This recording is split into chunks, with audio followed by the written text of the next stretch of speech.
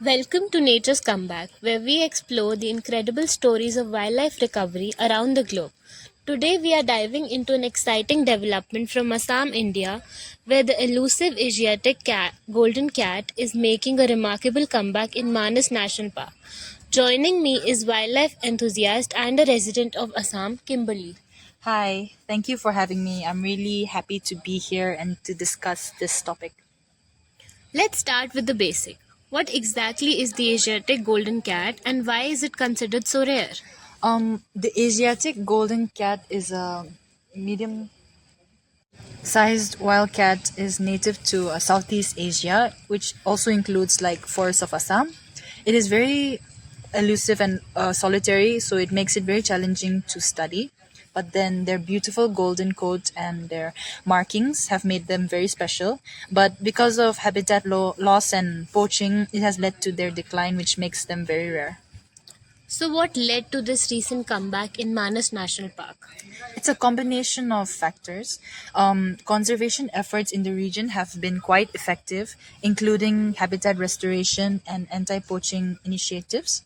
The establishment of the park as a UNESCO World Heritage Site, it has also raised awareness and attracted resources for wildlife protection. That's fascinating. Can you tell us more about the specific conservation measures that have been implemented? Sure. Local communities they have been engaged in conservation and promote sustainable practices, which reduces human wildlife conflict. And also, patrols have also been increased, which deters poaching.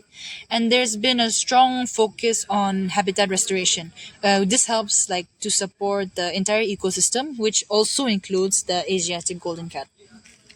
It sounds like a community driven effort. Yes. How has the local community responded to these changes?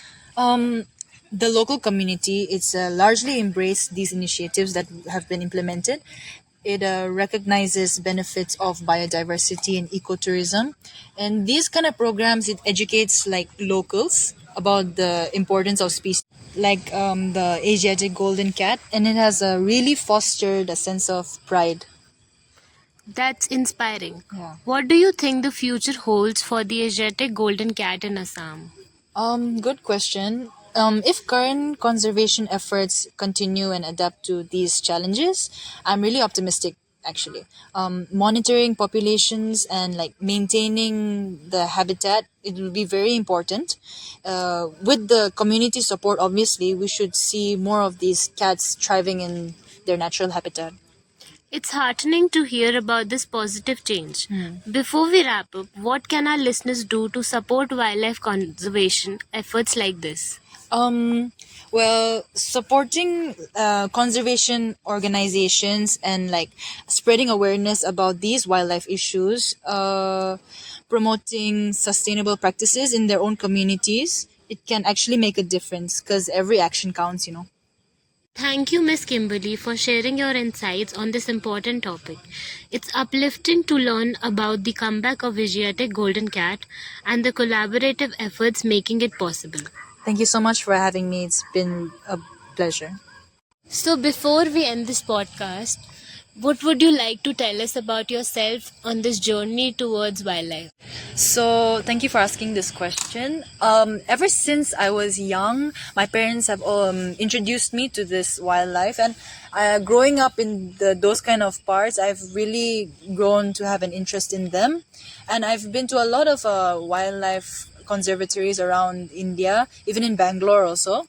And I've been also to Jim Corbett National Park in North, and I've stayed in there also in the jungle for like 2 days like that. So it was very interesting for me, and I really enjoyed the experience, and I can't wait to visit more in even outside of India also. Yeah. So, what's something you would like to tell us about abroad wildlife sanctuaries? I mean, there are a lot of other animals that are not that we cannot see in India, but they're out there. So I would like to explore that also. And then there are a lot of problems that are happening, like in Phuket also. They drug tigers to stay with the humans. So I feel like those are big issues which we should bring awareness to. So yeah, those are the kind of stuff that I want to see outside of India.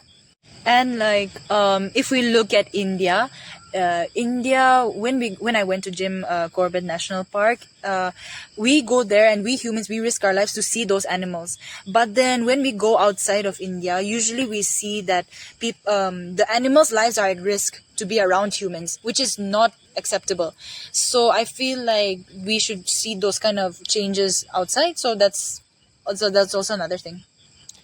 Thank you so much, Kim, for you और तू बता thank you so Wait. much Dhriti for having me Nain- here. for inspiring us with your wisdom today. Thank you so much. And thank you to our listeners for tuning in.